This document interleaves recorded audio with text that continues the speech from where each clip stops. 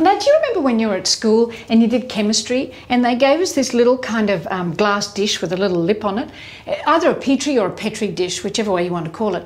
Well, Bruce Lipton, in his fabulous book, The Biology of Belief, which was transforming leadership, in my opinion, talks about an aha moment for the cellular biologists. So for decades, cellular biologists would have a Petri dish and they would put a cell into the Petri dish.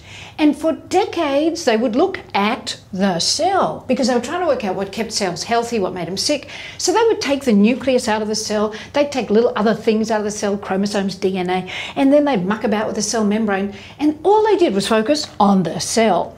Until one day, some cellular biologist goes, oh, I wonder if the stuff that we're putting in the Petri dish around the cell is having an effect on the cell. And I love this chapter in his book. It's called, It's the Environment Stupid?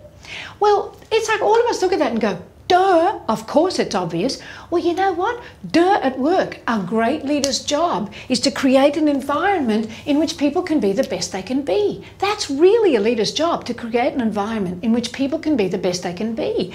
And it's got to be like, here are all the little people in your Petri dish. This is your company Petri dish. What sort of environment have you created here? It's absolutely critical. And I've got to look at notes because there are so many ways you can influence this environment. Like, have you created an environment of fear or support and growth?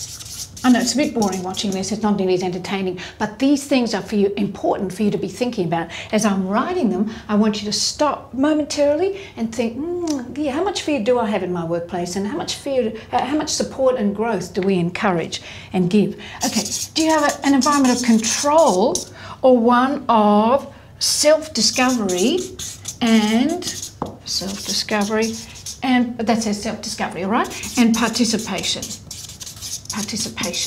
I'm sure you'll get notes on this afterwards because it looks a bit messy. See, one of the critical things, if you follow chaos theory and quantum physics, people are going on a journey of self-discovery, especially Gen X and Gen Y. No person on the planet wants you to tell them what to do.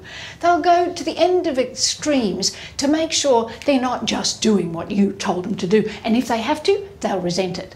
But if you can frame it in a way that it's self-discovery, it's participation, they're choosing, they're self-selecting, it's their decision to go this way, well, hello, everything's going to be better. It's a great environment to work in.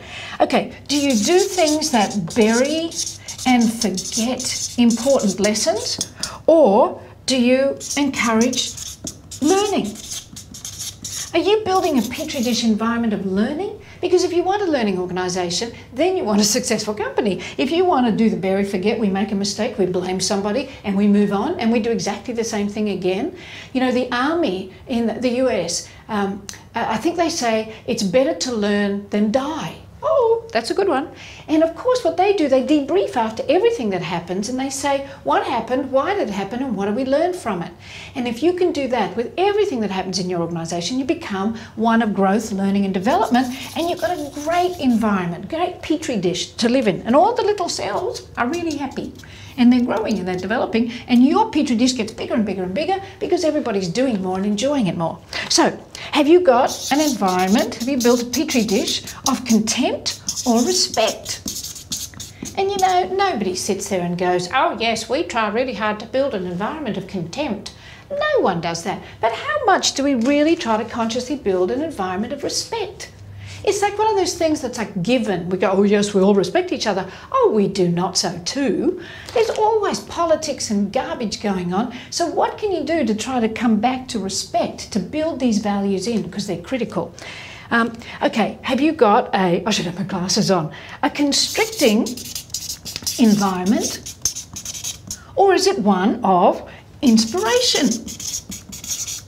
And you know, you can look at yourself and go, I'm just not an inspiring person. Well, you don't have to be. You inspire people by getting them to believe in themselves.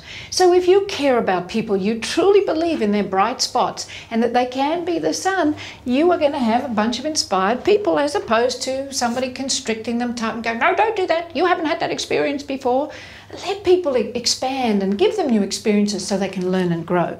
Okay, what's the next one? Oh, do you have a petri dish with no purpose? And now I'm running out of space. So I'm just going to no purpose and meaning. See, purpose and meaning.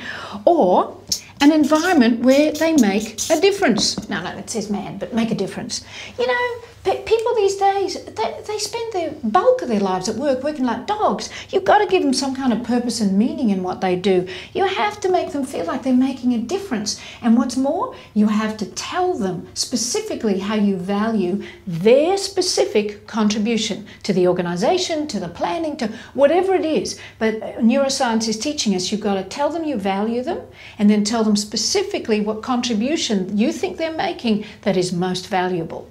It's a double whammy.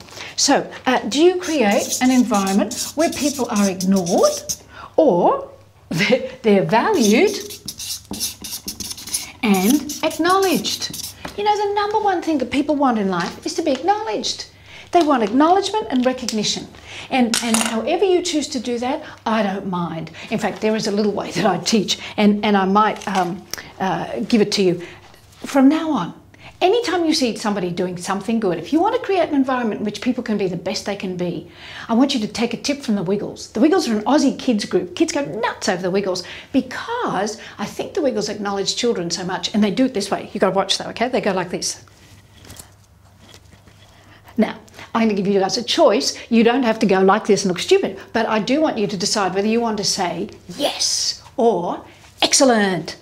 And the next time you see somebody doing something good, I want you to walk past and just go, yes. And I promise you, you will transform the environment in which you work. You will be working with epigenetics. You'll change the petri dish and everybody will be really happy.